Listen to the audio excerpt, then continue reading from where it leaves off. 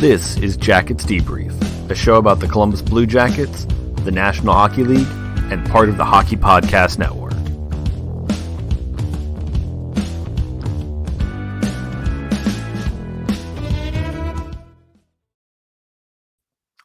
And welcome to the show, everyone, this week. It's been rough. It has been rough, so we are starting right off with the beer of the week. Actually, no, let me jump. I'm missing the sponsors. That's no good. This weekend, we've got UFC 261, can't miss event. But hey, did you know you can play UFC on DraftKings? If you haven't tried it yet, fantasy MMA is easy to play. Pick 6 fighters, stay under the salary cap, pile up points for advances, takedowns, and more. There's no better way to put your MMA knowledge to the test than to compete for a shot at millions of dollars in total prizes. Don't forget about basketball and hockey, where DraftKings has more money up for grabs through the week. DraftKings is safe, secure, and reliable, so you can deposit and withdraw your funds at your convenience. Download the DraftKings app now and use promo code THPN to get a shot at millions of dollars in total prizes throughout the week. That's promo code THPN to get a shot at millions of dollars in total prizes only at DraftKings. Eligibility restrictions apply. See DraftKings.com for details. All right, folks. Beer of the week, Columbus Brewing Company Technicolor Hat. It's an India Pale Ale, citrus India Pale Ale with natural flavors. That's better than the unnatural or supernatural flavors. Those normally lead to bad times, especially the supernatural. It's not good. Then you end up with demons with yellow eyes, and you're drinking demon blood, and it's just awful. You want the natural flavors. Here we go. It's a good-looking beer. I'm excited for this. Ooh, wow, that smells amazing. When they say that citrus flavor, you can smell that in the beer. Ooh.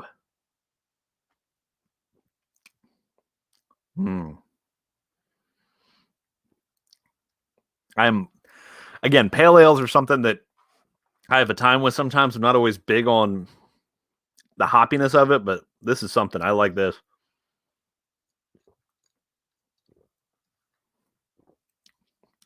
That's good. That citrus flavor with the pale ale, that's something that really takes a pale ale up a notch, is having that sweetness. If you don't like pale ales, but you're somewhere and they've got because this happens when you go to a bar that sells a lot of craft brews. If you're not in the mood for a pale ale, it almost feels like there's nothing for you to get. Because so many bars, they'll have there's a really nice bar that I like to frequent. Haven't in a long time, sadly, but hopefully will very soon, since I've gotten both shots and I'm feeling a lot more, feeling like I won't be the one doing any spreading at that point and all that good stuff. But when you go to a bar, it seems like they have a wall of craft beers and they're all pale ales. Going for the sweet one tends to be a good option, because if you don't like pale ales, that sweetness tends to cut through a little bit and kind of takes the edge off of all that hoppiness building up. So that's where we're at there. NHL, the standings for the Blue Jackets. Well, we are 1 point up on the Detroit Red Wings, 7th. I mean, at this point, the Blue Jackets, the season is done. As far as in terms of competitiveness, the season is done. I mean, we're going to get more to the Dallas games and all that here in a few minutes, but I will say this first. They're hard games to watch right now because you see a lot of young guys out there, and you want them to get a win, and you see some of these guys actually playing pretty decent and looking like they're working hard, and there's just nothing. There's no reward there. That's tough. That's really tough. So that's what's making these games a little harder to watch, because I'll tell you, when I first started watching hockey, one of the things I was looking forward to, because my number one sports team for years that I followed was the Cleveland Browns. And that was fun, folks. Now the Browns are a lot of fun, but then bad. Until the last 2-3 years, the Browns have not been a great team to be a fan of, but I watched, when I started watching hockey games, part of it was, I'm going to watch hockey. I like the Blue Jackets. They're my local team. And you know what? I mean, I at this point, I was watching Browns games you watch a Brown, the Brown seasons, it wouldn't be a shock if they go a whole season and win 2 or 3 times. And I'm like, you know what? Even if the Blue Jackets are bad, they're going to get in an 82-game season, they're going to win, 20, 30 times. I'm going to see some wins. But right now, we're at that point where the team's sold a bunch, and we're just not even getting wins. I mean, last 10 games, 2-7-1. It's not great. The last win, and this is what's making this season kind of really hard to finish, is it's funny because people talked about in terms of, this team, once they're out of it, they start winning games and then they mess up their draft pick and all that stuff. I'm trying to get the schedule up here. But yeah, once they start messing up their draft pick, but I don't think people realize how bad a season it is when you just go, when as bad as you've been all year, you just keep being bad. At this point, the last Blue Jackets win was Tuesday the 6th, and they beat Tampa 4-2. I mean, since then it's been 6-4 to Tampa, and then 4-3 to Chicago, 4-3 again to Chicago, 4-1 to Dallas, 5-1 to Dallas. Then Monday and Tuesday we got 2 against Florida. Then the next after that are Tampa. I mean, the end of the month we get Detroit. Maybe that'll be something good. I don't think it will, but it could. Then we get Carolina, then Nashville, which Nashville may still be in the race. I mean, Nashville right now, they've got that 4th spot. They're 2 points up on Chicago. 2 points up on Chicago, although Chicago's got a game in hand, so it's possible Chicago makes a run. Dallas is only 3 points back of Nashville, and they've got 3 games in hand. So, I mean, this is Dallas's for the taking if they want it. What I'm really hoping we see is I want Carolina to finish 1, and I want Florida 2 and 3. Florida 2, Tampa 3, because I want to see that Florida series. That will be awesome. I'm very much looking forward to that. We're to the part of the season where we're flipping the standings upside down, folks. So looking at it, odds for the draft. We're just not even talking about playoff odds because we hit 0 and we're done. Columbus right now, if the draft were held today and was just done purely in the order of where we're at, they would be 7th in the draft order. Their odds at getting into the top 2, 13.3% chance at the top 2 in the draft lottery, a 6.5% chance for number 1 overall, which is pretty good. So that's solid. And I mean, they're 7th because Seattle is going to be in the 30 spot. Seattle is locked in at being the 3rd spot, so the 3rd best odds for number 1 overall. And maybe they get it, maybe not. It's a weird season with teams not being able to, it's going to be interesting to see how that goes. The other interesting thing is going to be, if you look out west when it comes to the draft lottery anyway. So as of now, Arizona's in that 4th spot for the playoffs. Now, St. Louis is only 1 point behind them and has 2 games in hand. St. Louis has a better points percentage right now. So it's possible that St. Louis leapfrogs Arizona.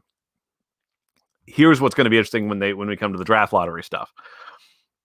Does Arizona, because Arizona's forfeited their 1st round pick, is it just, I mean, are they going to change the odds for the draft lottery? Is it just going to be if Arizona's number comes up? Okay, they go to 2nd, but then they lose the pick. I mean, that could be how they decide to do it. Wouldn't that be something if Arizona won the draft lottery this year and then had to forfeit? Now, being the agent of chaos and awfulness I am, I want Arizona to win the draft lottery and for Columbus to come in 2nd. And then because Arizona has to vacate the pick, Columbus gets the number 1 overall pick, even though they got 2nd in the draft lottery. Oh, that would be something else. All right, folks. Something I'm going to do. There's some background we're going to hit on this. This is going to be a new part of the show we're going to hit on Sundays. We're going to do it once a week. So for those of you who are not aware of it, there's a group out there known as the Black Girl Hockey Club. And it was founded by a woman, Renee Hess. While she was in Pittsburgh, she became a Penguins fan. We will not hold that against her too much. But the thing she ran into is she really started to like hockey and noticed there was not a strong support of the African Americans community as far as seeing hockey games. So she started building up the Black Girl Hockey Club. It has come to be one of kind of the bigger forces for inclusion in the sport of hockey today. They're working some closer with some NHL teams. They've worked with the Kraken on things as far as trying to raise money. They do some cool things with scholarships for, at this point, exactly what they are, the Black Girls Hockey Club, where they would try and do scholarships for girls who have a hard time affording being able to get into the game because hockey is an expensive game to play. A few months back, they started something they called the Get Uncomfortable campaign. And it's disrupting the status quo in hockey. Their little pledge, if you want to go to their website and take the pledge, which I would recommend you do, and it's very simple. I pledge to disrupt racism on and off the ice and make hockey welcoming for everyone. Now, some people may already be, some people might already have a gut reaction to this. And I get that because here's the thing. Everything in our society has become about politics or about this or about that. And anytime there's a certain element out there of, oh, why are you talking about race at all? If you're talking about race at all, then you're this and that and the other. And that's not what I'm doing here. I'm not trying to make this a thing. I'm not trying to make this a culture war thing. I'm trying to make this, we want to be welcoming thing. I mean, that in my own personal experience, the thing I noticed so much. So I go to a lot of Blue Jackets games. A couple of years back, when the Columbus Destroyers came back to Nationwide, I was stunned when I went to a Destroyers game. It's hard to say this without sounding flippant, but I'll just say it how it came into my head, because it came into my head as a bit of a joke. I was like, oh, Black people do know how to get here. Because when you go to a Blue Jackets game and you're looking around that arena when the lights are up, you see a handful of people who aren't white. Not many. And again, I understand that there's this and that and the other, but I mean, Columbus is not a city that's 1% Black people. So theoretically, if the population of Columbus is represented in the Blue Jackets crowd, it would look a bit different. When you went to a Destroyers game, there was a lot more people there that weren't just all white people. And again, I'm not, if you're a white person who goes to the game and you're like, oh, he's saying I shouldn't. No, don't be fussy about it, guys. We're just being honest about stuff here. So what I'm going to do every week, we are going to have a moment of trying to be a little uncomfortable on the show. It may not always be about race stuff. It may be just in general. We want everybody to be welcome in hockey. And the moment I do this, I know I'm going to get people saying that I've given into the woke culture and this, that, and the other. Let me explain why I'm doing this. And this is the part where everybody's about to get real uncomfortable. There's an old Jim Gaffigan joke that I love, which is, I really want everybody here to be comfortable. So I'm going to talk to you about Jesus. That's what I'm going to do for a second, because I will always, something I've said about this show from day one, I do the show because I like to do the show. And this is, I'm going to be myself on it. And I want anybody else to be themselves. That's what we're doing. I am a Christian. I'm a Christian in the sense of I believe there was a literal physical person of Jesus Christ who came onto this world, died, and came back from the dead. Some people laugh at me for thinking that. That's fine. It doesn't really bother me if you think I'm dumb for it. That's whatever. This is the thing about that. When the time that Jesus Christ walked this earth, there is no one he didn't sit down and break bread with. That was the big thing. He'd go into a town, he'd do his preaching thing. Someone would say, come to my home and eat. And it didn't matter who they were. It didn't matter what their reputation was in the community. And especially the big thing was he was considered a traveling rabbi. So people thought he would try and go to the homes of holy people. He went to everybody's homes. He went to people who were kind of downcast and to the side in society. And he would eat with everybody. Well, we don't really do that in our culture today. We don't just, at the end of a big busy day, if you're at a hockey game, you don't look at the people all down your row and say, hey, everybody, come to my house for dinner afterwards. We don't do that. That's just not how our culture works. But this podcast, this show, the people I interact with, the people who listen to me, this is the closest thing I have to a table where I want everybody to come and sit with me. So I want everybody to feel welcome at that table. And I will take the steps needed to, because guess what? I'm not... You want everybody to be part of what's going on. This is hockey. This is not the place to have gatekeeping things to say, oh, well, this, that, and the other. So we're not playing those games here. I want people to feel welcome. I will do it to a fault if I have to. I will be someone who chooses that if I'm going to err in how I live my life, I will err on the side of compassion and on the side of making people feel loved and accepted. Does that mean I agree with every decision everyone's ever made? No, of course not. But what it does mean is I want everyone to feel loved. I want everyone to be a part of what's going on. You can come to this show. You can listen to this show without fear of me making random weird jokes or this is about hockey. This is about us all being here and being together. So something that I'm going to do, this might get uncomfortable thing. And I do say this is me getting uncomfortable. This is me making little changes, and people will, if you don't like it, it is what it is. But I'm having a hard time saying it because I'm actually trying to do the whole getting uncomfortable thing. And I'm going to do something that in my upbringing and in my background, I mean, I've told you all I was trained to be a pastor at a very conservative Christian school. I'm going to do something that in a lot of parts of that community is not, people don't accept, but I want to be welcoming to everyone who comes across the show. Something that has become a thing on social media is putting pronouns in your Twitter bio or whatever. The idea being that someone who is transitioning puts them in there because they want to be called by the right pronouns, because it has to do with them wanting, their identity being recognized for who they say they are. There's an idea in being an ally to say, you know what, I'm going to do that too because I want to normalize this so you don't feel like you're the other. And that's what I want to be. In my life, the last thing I want to do is make anyone feel like they're the other. So, shortly after the show, I'm going to be going in, making that change. So if you go to the Shoot Once, that was the name of the show for years. If you go to the Jackets Debrief Twitter account, I'll put my pronouns in there because that's what I want. And these are little steps. And I get for some people, they're like, oh, big deal for you. But that is what it is. This is my steps in starting to get uncomfortable with things.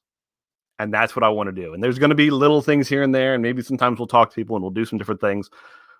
But I want this to be part of the show because I want everyone to feel welcome and part of this, and that they can be who they are there. And that's it. I mean, at this point in the last 10 minutes, the discussion has gone from me talking about my faith in Jesus to we're also putting in pronouns. So I guess what? Everybody's covered at this point. If you're an atheist, you can come too. I think that's fine. I want you to come and be part of what we're doing. There's nobody who's not welcome to be part of what's happening in all of this. And I want that to echo throughout the hockey community. That's what I want. And so that's what we're doing here, folks. All right, we're going to have a friend from our word from our friends of the Hockey Podcast Network, who I am sure may just always be thrilled that I'm talking about all these topics through this. It's good. It's a good time. They're good dudes, so I don't think they'll be upset. Maybe the DraftKings folks, I don't like it as much, but they'll be all right. They'll be all right. If we make the money, they won't care.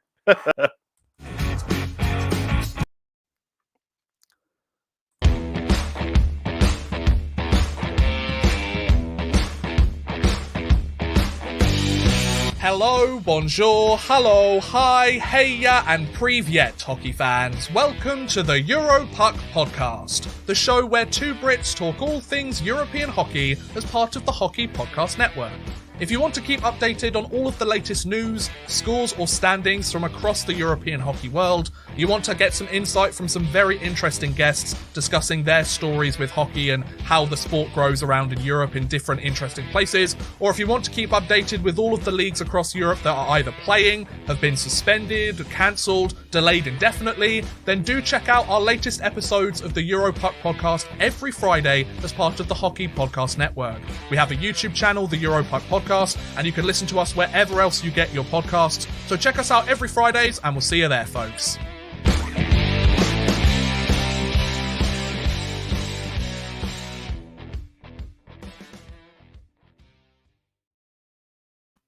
All right, welcome back to the show here, folks.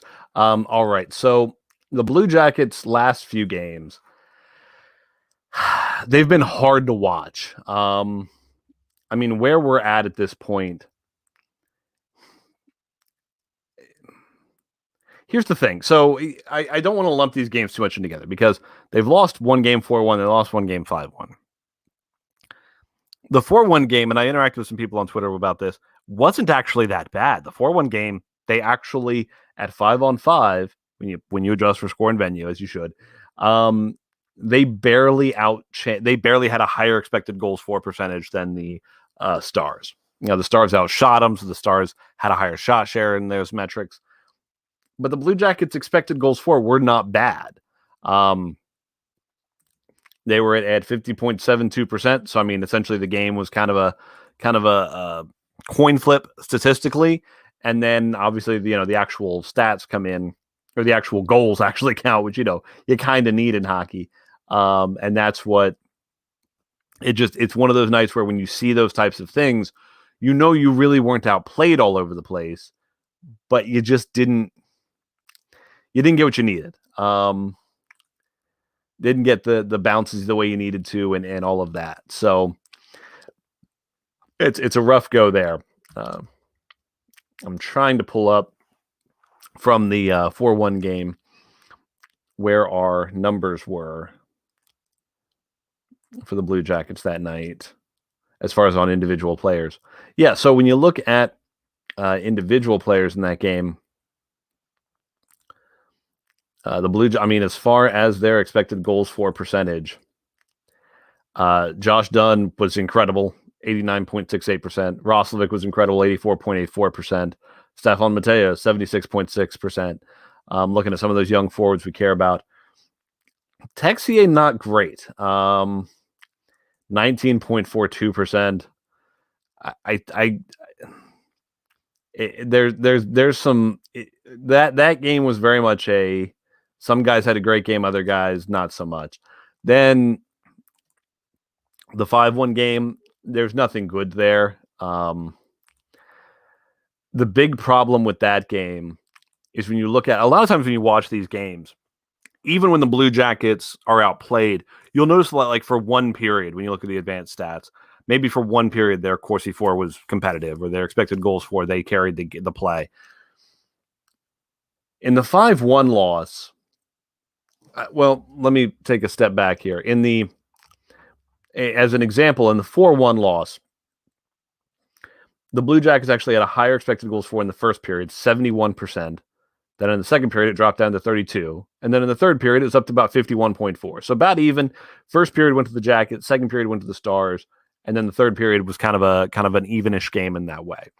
So that tells you, okay, they were competitive. They tried hard. There was good work there. In this game, the 5-1 loss, in the first period, the Jackets were at 46.18% of the expected goals for. Okay, that's not the worst thing in the world.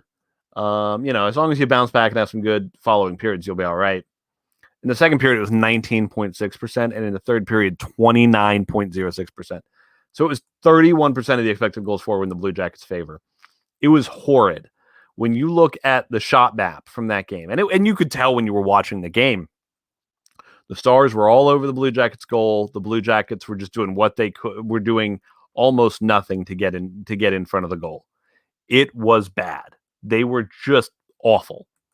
It was a bad game, and it's the kind of game. It's the kind of game that if we weren't already in the mindset of this is a lost season, just develop guys, it's the kind of game that might get a coach fired. Because it was just kind of a, what are we doing, guys? What are we doing here? Can we play the rest of the game on a running clock? This is just not good. Not something we want. So, and getting to that point, so John Tortorella was talking with the media before that last game, the 5-1 debacle, and something that he talked about was that he said Jarmo wanted to see Mikko Lehtinen with Seth Jones, and that's why they played together on a pair. And it's interesting to me that we are to that point of just putting that we're to the point of the the GM is that far. And Jarmo said that was going to happen. Torch said, I'm talking with Jarmo about the lineup card every day. And it makes sense when the goal of the season is development for the GM to kind of have a voice in that. But to me, it's kind of one more just sense of, we're done here. These guys, I think Torts is maintaining being professional throughout it. I've seen there's been stories out about how he wants to get fired or whatever. And it's been a while since we saw those rumors. I think that's happening. I think he wants to be professional. I think him and Jarmo might kind of already know, we're not renewing the contract. This is running out the end of it.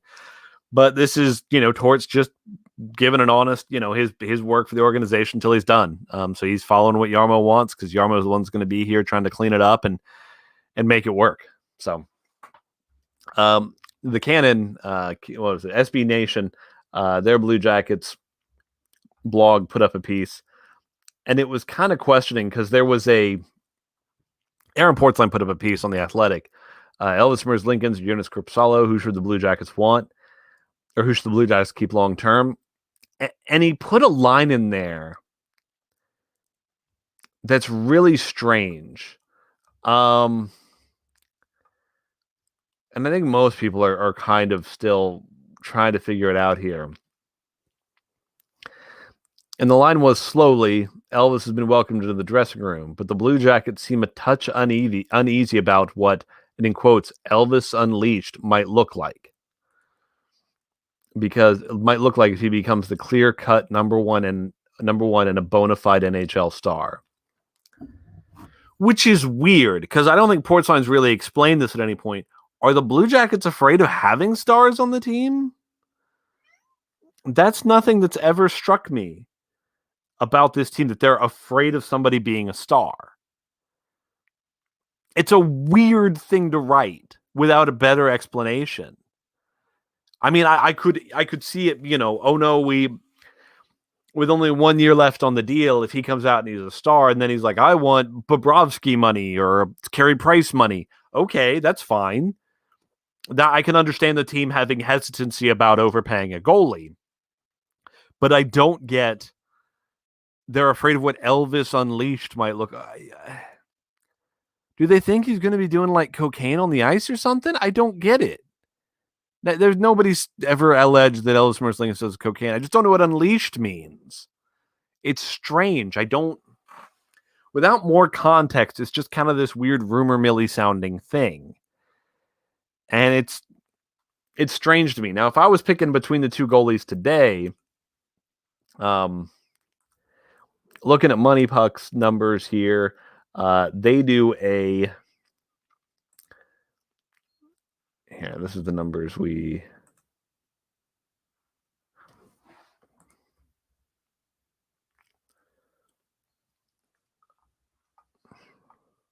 Okay. So between Elvis and Jonas, there's a statistic that is goals saved above expected. And the idea is that, if a shot, what you're trying to do is you're using the idea of, we talk about expected goals for, if a shot's got a 50% chance of going in based on shot location and all that stuff, then it's a 0.5 expected goals for. So you look at all the expected goals for over the course of a game. If it's 3 and the goaltender let in 2, then the goaltender's +1 on expected goals, on goals saved above expected. If 4 scored, then he's -1 on goals saved above expected. So you want to be positive. This year, Elvis Merzlikins is -7.5. And Jonas Korpisalo is -12.5. Not great. Last year, kind of similar. Elvis finished the year at -2.2. Jonas at -7.3. So as much as Blue Jackets fans like to talk about how we're like, yeah, Jonas is great, and Elvis is amazing, and we want both of them, the numbers don't always pan out that these guys are amazing. I think they're good. I think they're sufficient at stopping it. I think this year's a tough year to judge anything because the whole team seems to have been so bad. But if you're going to keep one of the two for quality of play, I think it's got to be Elvis. That being said, if you're looking at what value can we get, if the team thinks that Daniil Tarasov is really going to be a guy who can be a goalie here in the next year or two, If they think he can be on NHL ice in 12 months, then I think you can get more for Elvis for two reasons. One, his numbers have looked better. And two, he is exempt from the expansion draft. So teams will not have to worry about protecting him. Three, I think some teams would fall in love with the whole idea of Elvis. I just the fun. I mean, that's the thing. That's the other thing that strikes me weird about Aaron Portzline's Elvis Unleashed comment. Because it's like, who doesn't want the fun goalie? I don't know. I think it's weird. Anyway, thank you all for watching. Thank you for listening. Please like, subscribe, whatever you do with the podcast or YouTube, whatever you're doing with us. But thank you very much. Thanks for watching, and go Jackets. Please subscribe to the show, follow us on Twitter @JacketsDebrief, and thank you for listening.